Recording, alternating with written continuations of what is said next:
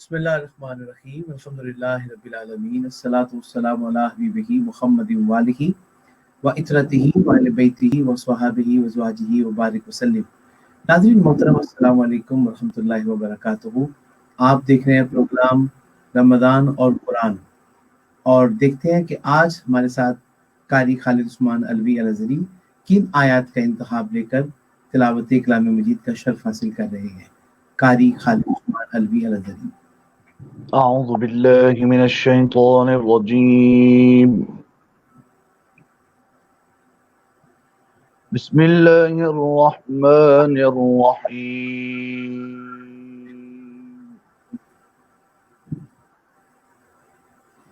والذين يقولون ربنا اصرف عنا عذاب جهنم عذابها كان غراما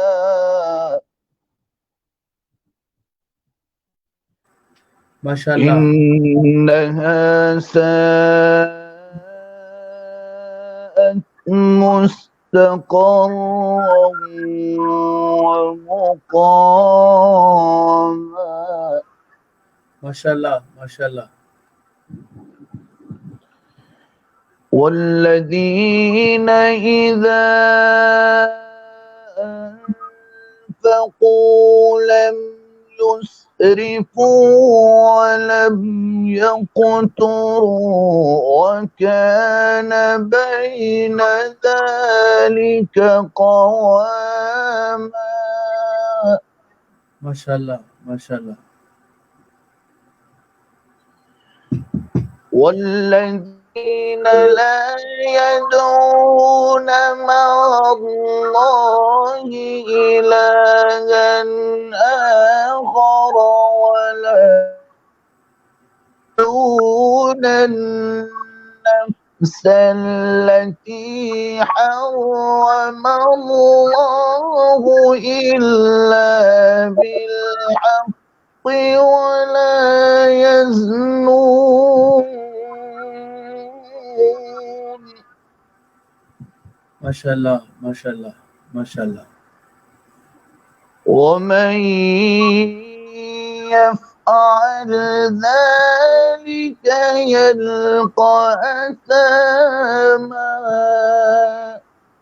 माशाअल्लाह صدق الله العظيم. माशाअल्लाह। आयत नंबर 26 से कारी साहब ने सूरतुल फुरकान ही से आज इंतखाब किया, और ये वो लोग हैं जो हमा वक्त हुजूर बारी ताला में अर्ज गुजार रहते हैं कि ए हमारे रब, तू हमसे दोज़ख का अजाब हटा ले, बेशक उसका अजाब बड़ा मोहलिक और दायमी है। बेशक वो आर्जी ठहरने वालों के लिए बुरी करारगाह और दायमी रहने वालों के लिए बड़ी क़यामगाह है। और ये वो लोग हैं कि जब खर्च करते हैं तो ना बेजार उजाड़ते हैं और ना तंगी करते हैं, और उनका खर्च करना ज्यादती और कमी की उनकी दो हदों के दरमियान एतदाल पर मबनी होता है। सदक़ल्लाहुल अज़ीम। बिस्मिल्लाह कारी साहब, आपकी तरफ चलते हैं और इसकी तफसीर के बारे में आपसे डिस्कस करते हैं कि आपने इन आयात का इंतखाब क्यों किया, और फिर इसकी वजाहत फरमाइए।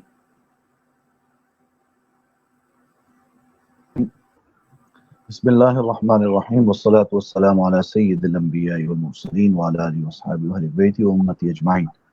आज की जो आयत हैं ये पिछली आयत के साथ इनका ताल्लुक है, जो हमारा पिछला एक एपिसोड गुजर चुका हुआ है। सूरह फुरकान की ये आयत नंबर 64 से हमने तिलावत जो है वो की है कि अल्लाह ताला ये फरमाते हैं, ये मोमिनीन की सिफात है। और हमने ये भी अर्ज किया था कि अगर कोई दुनिया के अंदर ये चाहता है कि मेरी कौन सी ऐसी पोजीशन है कि मैं ये देखना चाहूँ कि मैं नेक लोगों में से हूँ या बुरे लोगों में से हूँ, तो मुफस्सिरीन ने फरमाया कि आप सूरतुल फुरकान की और सूरतुल मुमिनून की वो आयत पढ़ लीजिए, उसका तर्जुमा पढ़ लीजिए। अगर आपकी ज़िंदगी उसके मुताबिक है تو اس کا مطلب یہ ہے کہ آپ اللہ کے نزدیک ایک اچھے اور خالص مومن ہیں، اور اگر اس میں آپ کی زندگی میں اگر کوئی کمی بیشی ہے تو پھر آپ کو اس کے بارے میں سوچنا چاہیے اور اس کے لیے کوشش کرنی چاہیے۔ اسی میں سے اللہ تعالیٰ کیا فرما رہے ہیں، والذین یقولون ربنا اصرف عنا عذاب جہنم۔ کم از کم 40 یا اس سے کچھ زائد آیتیں ہیں قرآن پاک کے اندر کہ اللہ تعالیٰ نے مومنین کو ربنا سے دعا کرنا سکھایا، اور یہ وہ دعائیں ہیں جو اللہ کے نزدیک مقبول ترین دعائیں ہیں۔ ٹھیک، مفسرین نے لکھا ہے کہ اگر کسی شخص کی دعا قبول نہ ہوتی ہو تو قرآن پاک کے اندر جو دعائیں ہیں ان دعاؤں کے وسیلے سے مانگا جائے۔ کیوں؟ اس لیے کہ اللہ نے اپنے پیغمبروں کو یہ دعائیں سکھائی تھی اور انہوں نے مانگی تھی، اور یہ وہ دعائیں ہیں جو اللہ کے پاس اور اللہ کے نزدیک مستجاب ہیں، کبھی رد نہیں ہوتی یہ دعائیں۔ تو فرمایا ربنا اصرف عنا عذاب جہنم، وہ اللہ سے اتنا زیادہ ڈرتے ہیں کہ وہ کہتے ہیں کہ اللہ ہمارے سے دور کر دے، کس کو؟ عذاب جہنم کو۔ ان عذابها کان غراما، کہ وہ بہت زیادہ بری جگہ ہے، انہا ساعت مستقرا و مقاما۔ عذاب جہنم جو ہے، نبی کریم صلی اللہ علیہ وسلم نے اس کی بہت ساری مثالیں بیان فرمائی ہیں حدیث کے اندر۔ آپ نے فرمایا کہ جو جہنم کا حال میں باہر سے دیکھ کر معراج میں دیکھ کر آیا ہوں، فرمایا کہ اگر جہنم کی کسی ایک دیوار کے اندر بھی سوئی کے ناکے کے برابر سوراخ کر دیا جائے تو فرمایا کہ پوری دنیا جل کر راکھ ہو جائے، ضروع زمین کے اوپر کوئی چیز کبھی پیدا نہ ہو، اور اسی کو انسان کو اسی جہنم کا ایندھن بنایا جائے گا۔ اور سورۃ القاف کے اندر بھی اللہ تعالیٰ کیا فرماتے ہیں، فرمایا جب جہنمیوں کو جہنم میں ڈالا جائے گا تو ہم جہنم سے یہ پوچھیں گے حل امتلأت، کیا تو بھر گئی؟ لیکن جہنم کیا کہے گی، وتقول حل من مزید، نہیں اللہ اگر اور کوئی ہے تو اور بھی ڈال دیجئے۔ یہ وہ انسان ہے کہ جس کو جہنم کا ایندھن بنایا جائے گا۔ بعض لوگ یہاں پر مدنی صاحب یہ کہتے ہیں کہ شاید ایک خاص طبقہ ہے جو جہنم سے انسانوں کو اور لوگوں کو ڈراتا ہے۔ ایسی بات نہیں ہے، یہ لوگوں کے اختیار میں، ان کی اتھارٹی ان کے پاس نہیں ہے کہ لوگوں کو جہنم میں بھیجتے رہیں یا جہنم کے عذاب سے ڈراتے رہیں، بلکہ یہ تو میرے اللہ نے قرآن پاک کے اندر ارشاد فرمایا، نبی کریم صلی اللہ علیہ وسلم کے بے شمار فرامین جو ہیں وہ اس کے اوپر موجود ہیں کہ بھائی دیکھیں جزا اور سزا کا جو معاملہ ہے وہ میرے اللہ کے پاس ہے۔ یہ بھی اختیار ہے کہ ایک گناہگار کو بالکل جو ہے وہ جہنم سے آزاد فرما دے، اور یہ بھی اس کے پاس اختیار ہے کہ نیکوکاروں کو پکڑ کر ایک غلطی کی وجہ سے جہنم میں ڈال دے۔ اس وقت میرے ذہن کے اندر جو ہے وہ ایک حدیث آ رہی ہے، نبی کریم صلی اللہ علیہ وسلم، یہ روایات کے اندر یہ بات بیان کی گئی اور یہ بڑی قابل غور ہے۔ آپ فرماتے ہیں کہ ایک شخص جو تھا وہ بہت نیک تھا، اور اس کی نیکی کی وجہ سے جب اس کی وفات ہو گئی تو اس کی نیکی کی وجہ سے اللہ تعالیٰ نے اس کو بخش دیا۔ تو اللہ تعالیٰ کیا ہے، انسان کے دلوں کے بھید کو بھی جانتا ہے، تو وہ دل میں یہ سوچ رہا تھا کہ دیکھیں میں نے ساری زندگی بابا جی نیکی کی ہے، اللہ تعالیٰ نے میری 70 سال کی نیکی کے اوپر اتنا بھی نہیں فرمایا، شاباش میرے بندے، تو نے میری زندگی، تو نے اپنی زندگی کو میرے مطابق گزارا، تو نے اپنی زندگی کو میرے مطابق گزارا، تھوڑی سی شاباش بھی نہیں دی، شاباشی دے دیتے۔ اللہ تعالیٰ کے ذہن میں یہ، اللہ تعالیٰ کے علم میں یہ بات آ گئی۔ اللہ نے فرمایا کہ دیکھیں میں تو تمہارے دلوں کے بھید کو بھی جانتا ہوں۔ فرشتوں سے فرمایا اس کو ادھر لے آؤ، اس کو ادھر لے آؤ میرے پاس۔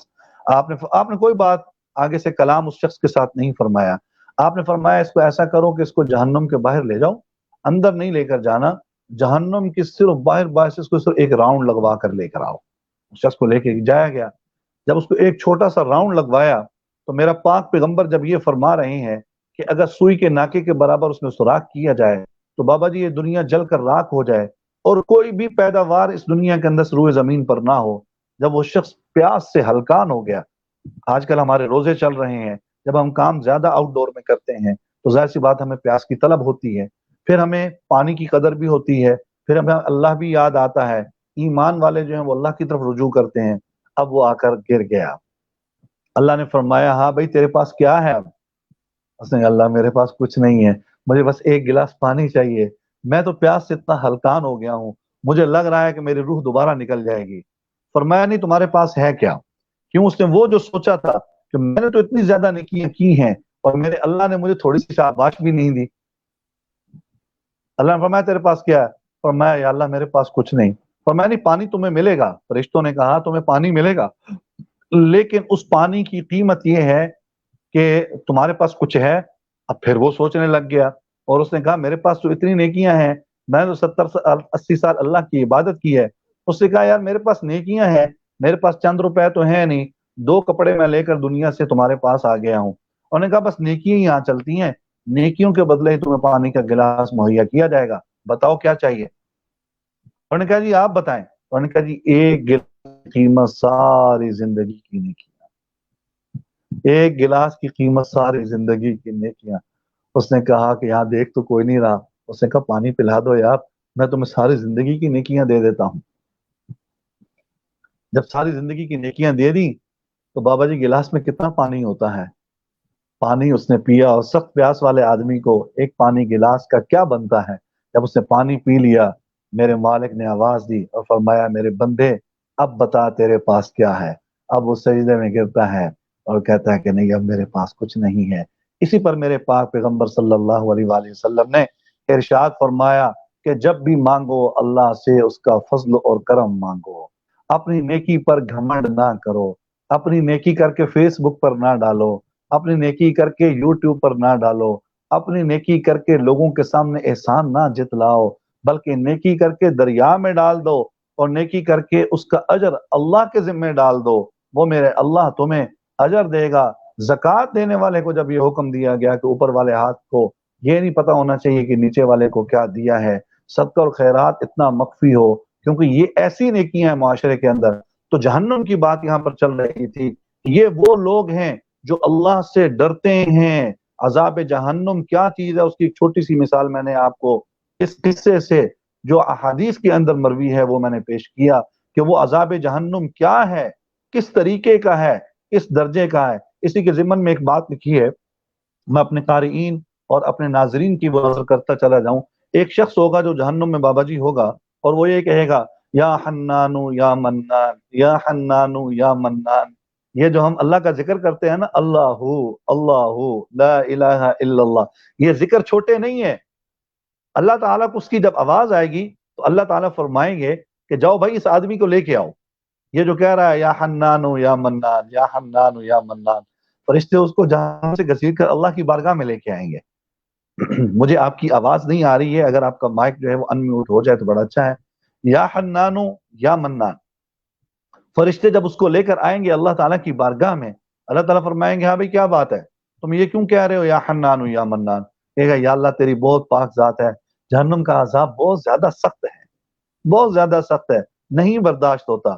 فرمائیں گے اللہ تعالیٰ کہ بھائی تو اگر دنیا میں اچھے اعمال کر لیتا، میری مرضی کے مطابق اپنی زندگی گزار لیتا تو آج یہ تو دن نہ دیکھنا پڑتا۔ اتنی بات ارشاد فرما کے فوراً فرشتوں کو حکم فرمائیں گے اٹھا کر اس کو جہنم میں پھینکو۔ وہ انسان کہے گا کہ یا اللہ تیرا تو فیصلہ ہے، تو جس کو ایک بار جہنم سے نکال دیتا ہے اس کو دوبارہ جہنم میں نہیں ڈالتا۔ اللہ تعالیٰ کی رحمت جوش میں آئے گی، اللہ فرمائیں گے کہ اس نے میری اس رحمت کو یہ دعویٰ کیا ہے کہ میں جس کو باہر نکال دیتا ہوں دوبارہ نہیں ڈالتا، اللہ تعالیٰ اس کو معاف فرما دیں گے۔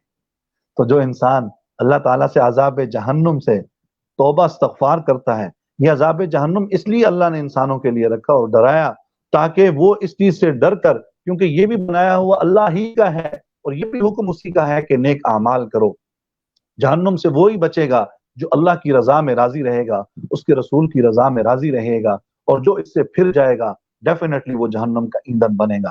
اور آخری آیت فرمائی وَالَّذِينَ إِذَا أَنفَقُوا لَمْ يُسْرِفُوا وَلَمْ يَقْتُرُوا وَكَانَ بَيْنَ ذَلِكَ قَوَامًا۔ بس اسی آیت کے اوپر ہم بات ختم کریں گے اپنی۔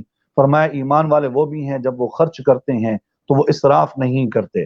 اس اسراف کے اندر بہت ساری چیزیں آتی ہیں، مثال کے طور پر اپنی آپ نے زائد ضرورت سے جو چیزیں بھی سامنے پیش کی وہ کیا ہے؟ اسراف میں ہیں۔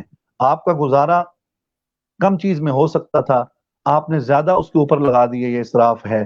جس طرح ہم شادی بیاہوں میں کرتے ہیں، جہیز میں کرتے ہیں، لائٹنگ میں کرتے ہیں، لوگوں میں کرتے ہیں، خاندان میں اپنی ناک بچانے کے لیے کرتے ہیں، اور سارا زمانہ ہمارے گھر میں آ کر کھا کر چلا جاتا ہے اور کیڑے نکال کر چلا جاتا ہے، اور وہ شخص ہمیشہ قرض کی اس عذاب کے اندر وہ مبتلا ہو جاتا ہے صرف اپنی ناک بچانے کے لیے۔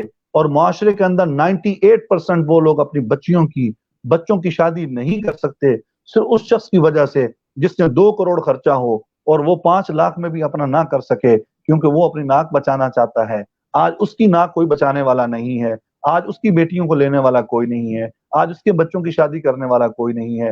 वो आदमी तो 2 करोड़ में अपनी नाक बचा कर चला गया, लेकिन मेरे पाक पैगंबर ने क्या फरमाया कि इसराफ ना करो, फजूल खर्ची ना करो, अपने दाएं बाएं के लोगों को देखो, गरीबों को देखो कि किसकी शादी नहीं हो, उसमें सबसे पहला हक रिश्तेदारों का है, पड़ोसियों का है, दोस्त अहबाब का है, ये उन लोगों का फरमाया कि इसराफ मत करो। इसराफ जो है वो आपने क्या फरमाया, वला तुबद्दिर तबदीरा इन्नल मुबद्दिरीन कानू इख्वान अश-शयातीन व कान अश-शैतानु लिरब्बिही कफूरा। ये जो इसराफ करने वाले लोग हैं ये क्या हैं, शैतान के भाई हैं। कानू इख्वान अश-शयातीन, और दूसरे वो लोग भी हैं जो सिर्फ इस काम के लिए फिर क्या करते हैं, मेरे अल्लाह ने फरमाया वैलुल लिकुल्लि हुमज़तिन लुमज़ा अल्लज़ी जमअ मालन व अद्ददा।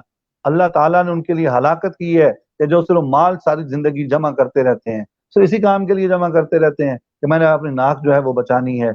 लोग तो आएंगे, किसी को अच्छा लगेगा आपकी तारीफ करेंगे, कुछ लोग आएंगे जिनको बुरा लगेगा, आपकी बदतारीफी कर कर, आपकी हतक करके बाद में 10 कीड़े निकाल कर चले जाएंगे। इसलिए फरमाया कि ये इसराफ करना बहुत बड़ा गुनाह है, इसराफ से बचा जाए, कम में गुजारा होता है, कम में खर्च किया जाए।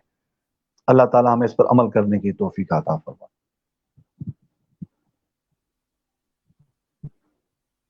आवाज नहीं आ रही आपकी, अगर आपका माइक अगर ठीक हो जाए, ऐसा ना हो कि आवाम तक भी आपकी आवाज ना पहुंच रही हो, इसलिए मैं बार बार अर्ज कर रहा हूं।